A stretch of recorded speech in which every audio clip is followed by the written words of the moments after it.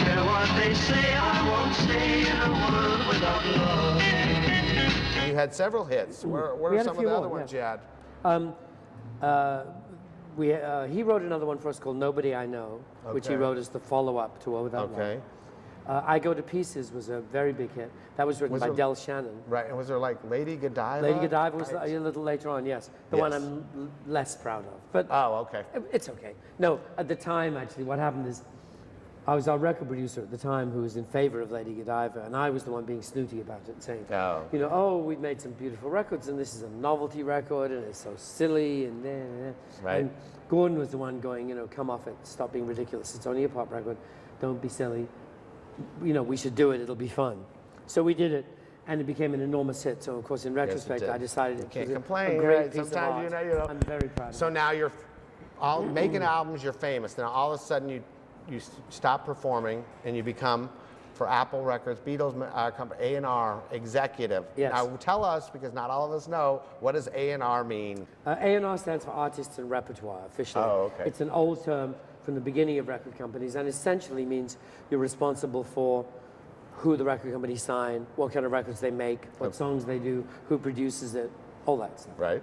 Everything. So, I mean, except the actual technical distribution and the business side.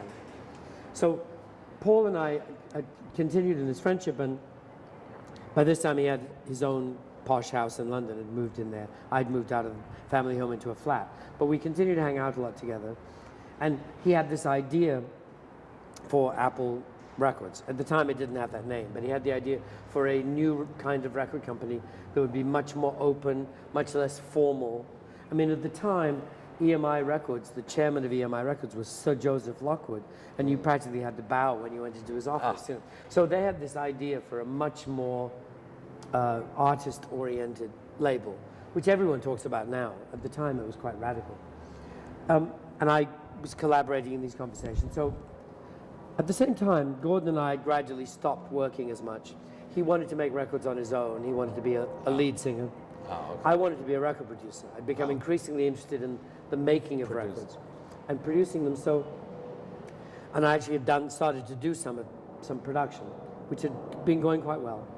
And Paul had actually played on a couple of things for me as well. So he knew that I knew what I was doing in the studio. So first, as this label discussion was ongoing, he asked me if I would produce some records for Apple. And then, as it had a name and we actually were starting to set things up, he said, look, would you be head of A&R for the label? And I said, yes, absolutely. I mean, what could be better than working for a brand new cool record label and working for the Beatles, who were not, you know, the perfect bosses in every respect. They were inspiring and brilliant, but rarely unanimous. And so therefore frequently kind of confusing. But nonetheless, of course, fantastic fun to work for and great fun to get to know. So that's how I became head of A&R for Apple and stopped singing with Gordon. Went on to produce albums for so many people. Well, what happened was, yes, I was at Apple for a bit. You know, we signed quite a number of people. We signed Mary Hopkin, who you probably remember. Those Were the Days, great record, which Paul produced. We signed her. She was on a TV talent show. Twiggy, the supermodel, the original, the real supermodel. She called Paul at home and said, "You got to watch TV. This girl is amazing." Paul called me. We all watched her, and that was Mary Hopkin. We zoomed up to Wales, where she was from, to sign her up. And Badfinger, who were originally the Ivies, who came through Mal Evans, who used to work for the Beatles. George Harrison signed this guy, Jackie Lomax. There were a lot of interesting artists going on. We signed the Modern Jazz Quartet for 2 albums, and a lot of interesting stuff. The one that I got most involved with, because it's the one I found and brought into the label myself, was this singer-songwriter called James Taylor. James kind of found me in a way. The story on that is, and I don't want to tell too many long and boring stories, but we love the stories. Danny Korchmar is a guitar player. Very good guitar player and record producer. He was in a band called the King Bees that backed Peter and Gordon on several American tours. He and I became close friends. Subsequently, he was in a band called the Flying Machine with his childhood friend, James Taylor. It was a New York band. The band didn't succeed. They had all kinds of problems and starvation and no money and no drugs and all kinds of hell. So band broke up. James decided to come to London because he had a girlfriend in London. So he flew over to London. Danny gave him my phone number. He said, here's my friend Peter. I used to play with him. He's a good guy. Right. Call him up. So James called me up out of the blue at my flat one night in London and came over and played me these astoundingly good songs. Something in the Way She Moves and Something's Wrong and Knocking Around the Zoo and all these great songs. I was totally knocked out. And basically I said to him, look, I've just coincidentally started working for this new record label. Do you want a record contract? You know, I have the power to sign you and we'll sign you. So it was all pretty straightforward. And it's only in retrospect that I realized how absurd it must have seemed, because there were probably thousands of Americans at that point jumping on planes going, I'm going to London to meet the Beatles. You know? Right. And That's of course, the place. James, within 4 days of arriving, I brought him into the office and said, you know, this is going to be our first signing, boys, you know, and introduced him to the bosses and signed a record contract and so on. And then did you end up managing James yes, also? Exactly, because Apple started to fall apart. Oh. Apple went to hell, which is a whole other book. But so I decided that we should leave. So I went to James and said, look, I think you've got to get off this label. You know, this guy was coming in to run it called Alan Klein, who was bad news and all this complicated stuff. And so he agreed with me. He went back to America. I basically, and we agreed that I would be his manager because we didn't know who else we trusted to do it, and I was a believer. So I basically kind of bet the farm on James and left for America to become his manager and moved to Los Angeles. So is that when you came to America, you know, to, Well, to move here? But you've 60s. obviously performed here, but we moved mean, there. when we first came, of course, it was when we arrived and there's tons of screaming girls chasing us, trying we to tear see our that. clothes off, which we loved, you know. Did you? I recommend that very I was highly. going to say, It's a fine- I was going to ask you, are you getting that same experience now when you go out on tour? Sadly, no. No? No.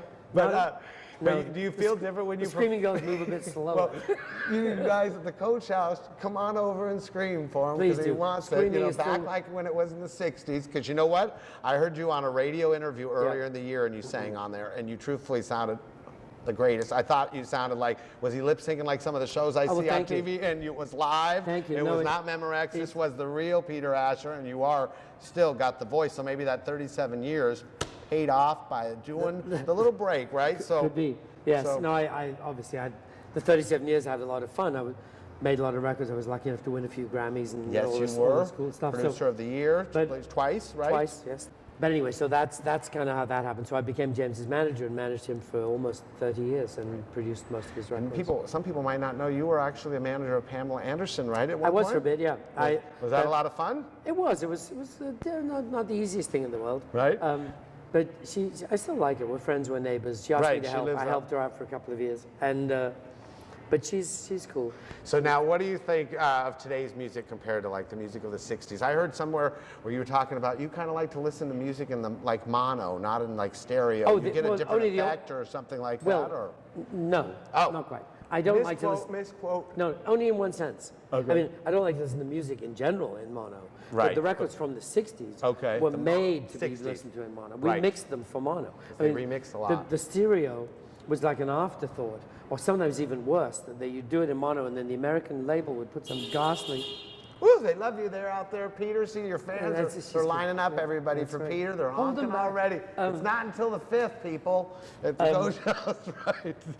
You know, the American labels would put some ghastly kind of delay on it or echo to make it fake stereo. Right. It's awful. So records that were made in mono should stay mono. Right. That's the point. Okay. Now I love mixing records. Right. in So stereo. I would think that, you know, there's so much more Oh, available God, to you. You had to just, they really had to be talented back then, maybe, right? Well, Compared to now with all the special effects. You can- don't know. There's so many background tracks. I think that they could sing 2 words and the whole song would be done. I noticed on That's TV. true. That is true. You can, and you can fix a lot more. I'm so One- delighted with all the new technology because all the things we wished we could do then, now you can do it. Right, that You know, auto tunings I said are real popular. Is it called auto tune where they can change the voice? Yes. Love it. I Yes. think I mean, it can be overused, of course, and it can be a really cool effect. I mean, Right. there's some records now where the auto tune is blatant and extreme and kind of cool. I like that. So no, I wholeheartedly endorse the new technology. I love it. And I also love a lot of modern music. I mean, I'm certainly not one of those, they don't write songs like that anymore, people, because they do. Okay. There's tons of great songs now. There are. Yeah, lots So of do you ever go to the Grammy Awards now, or? Sometimes. I mean, it's more fun when you're nominated. But it's, Yes, it is. It's but, always fun. Yeah, I go. But to be honest, just to watch it, it's kind of better at home. I tend to watch it at home on television and then Right. go to the parties as if I'd been there. There you go. So, there you go. It's the manager, the record producer, the singer, the child actor too. We can add that to the list. Yes, we can. I was a child actor. My first film, when I was 8, Claudette Colbert played my mother. Really? And Jack Hawkins, I don't know if you know who he is. I know the Claudette. Very famous English Jack actor. Hawkins. You would remember Bridge on the River Kwai and all Yes, those I guys. do. He usually played a military guy. Oh, really? He was terrific. And anyway, and Claudette Colbert, I still remember kissing Claudette Colbert when I was